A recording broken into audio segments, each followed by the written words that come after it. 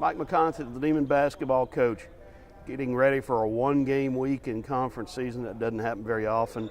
Your team seems to have gotten its footing and is right there, nearly over the hump, 4 games into the conference race, it seems like. Tell us what you see from your team. Well, I see a lot of synergy. I see them being united, them doing the things. I think as I talked to Coach Leon Johnson, who's he values opinion so much, he said we're playing harder for longer periods of time. And that really is positive because, one, it gives you a chance to be competitive, but it also means that conditioning-wise and everything, that you're headed in the right direction. Sometimes that's a hard place to be at this time of the year, coming off of a break, getting back, so we've got to utilize this break time to try to get better and get better at what we do for a couple days and then prepare for our opponent for a couple days. What are the things that you see this team is doing well? Just competing, competing, playing every play. We're playing different probably than I've played in maybe my career. Even though a year ago we had a situation to where we were trying to, had to do some different things. This is different because we're not really shooting the ball very well, so we're having to find some other ways to do some things. We're not out getting steals because, limitations in roster, but we are playing really hard. And, I got a lot of respect for Stephen F. Austin. I got a lot of respect for Coach Keller. And, we really did a great job Saturday competing. We did not rebound the ball well the second half, and we've got to do a better job with that and get back to where we were the first 2 games where we rebounded extremely well. And there's the thing that nobody wants to talk about, but you're out here working on it this morning with your team, free throw shooting. Yeah, you get a free one. Coach Lewitt made a great statement. All the hard things we're doing pretty good. The easy things we're struggling with. And a free throw is 15 feet unguarded. Can you make a free throw? And constantly Patrick Netherton will say, I know do you like to talk to him about it? I really don't like to talk to him about it. I want him just getting the gym, work on making free throws. Because, get in here and get reps. And that's the biggest challenge, I think, for any of them, if they need to get in here and they need to get reps up. And, and it helped if they made one, and then they might get a little confidence. Well, you were an extraordinary free throw shooter as a player. Your teams recently have shot the ball well from the free throw line. So is that something that you don't talk about lest it become an issue mentally?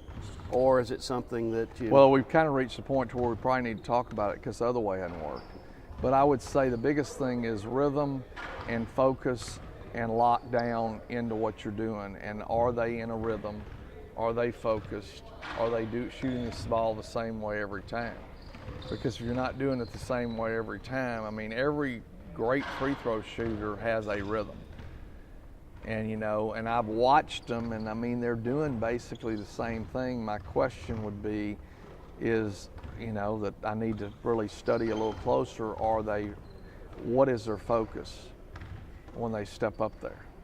Are they understanding that this can be the difference in the ball game?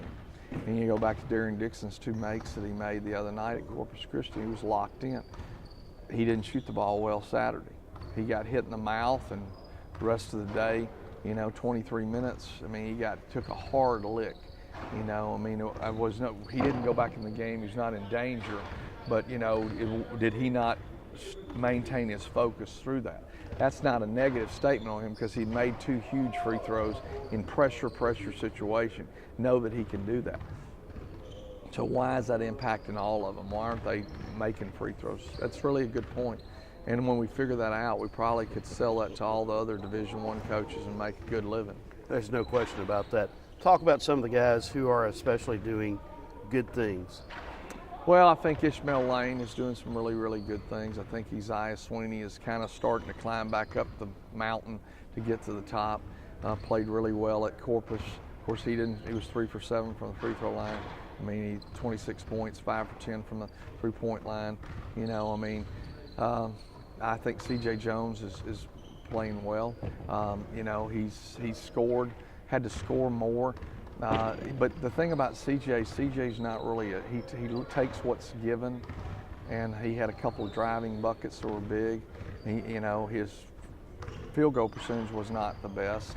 There again, he's a guy that, you know, you count on shooting about 90% from a free throw line. He struggled a little bit, but he's just doing what we want him to do. And, you know, I'm not saying those things to be negative, because CJ's probably harder on himself than I'll ever be on, because he's just a conscientious kid. He's a 4.0 student. You know, he does all the things, and through high school, he did great in school in the fall. He's a kid that does everything he's supposed to. He's back in the gym yesterday doing the little things. Getting somebody to come with him to the gym. That would be my greatest thing, is him. Can he get Larry in the gym? Can he get other guys in the gym as well to help our team to grow? But those are the things there. I was really proud of Brandon Hutton, because I thought he had his best minutes as a Demon the other day. I mean, he really competed. He can defend. We talked with him and Isaiah and Malik about using their attributes to stay in front of people. We can't keep giving up layups because we got bad angles or whatever. So, you know, that's something we got to work on, try to get better at. All right, now you turn your attention later in the week to Saturday's home opponent in Prather Coliseum, Abilene Christian, a team that I know you've had a lot of respect for, their head coach and where they're headed. They've had some moments this year. Yeah, they've had a great year. They've had some great wins and done a great job. And of course, Joe does a great job, and you know, like the style of play that they have, and they'll really make you pay. We've struggled with them. I think they've beaten us the last 3 times where we've played them.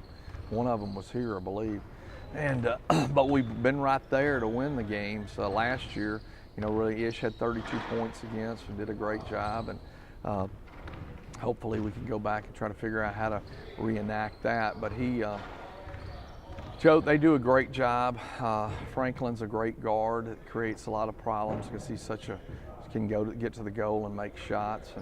And we'll just have to make some adjustments and try to do a good job against him. You were at home Saturday, the first time in 38 days. Your team traveled the equivalent of going from Miami to Alaska during those 38 days. But you now have 3 of your next 5 at home, including Saturday, and you'll have students back. So that's got to be a boost. Yeah, I mean, I'm very hopeful that we'll come in and we'll do a much better job with play. And I thought our crowd Saturday was phenomenal. And you know, it's kind of like my wife said to me, that was awesome. You know, I want to write a letter to everybody and say thanks for coming out watching the Lady Demons and Demons play. But I think it was a combination of, one, we've gotten over the holidays. People were looking for something to do. They came out and saw 2 teams play very, very hard. You know, didn't win. But you know, if we compete, people are okay with that. Everybody wants to win, I know. And Lord, I want to win. But you know, at the same time, you've got to find some silver lining in there, especially when you're kind of climbing back up that hill or that mountain. And so, you know, that is a great thing that we've got 3 out of our next 5 at home, and we're hopeful we'll be able to take care of those.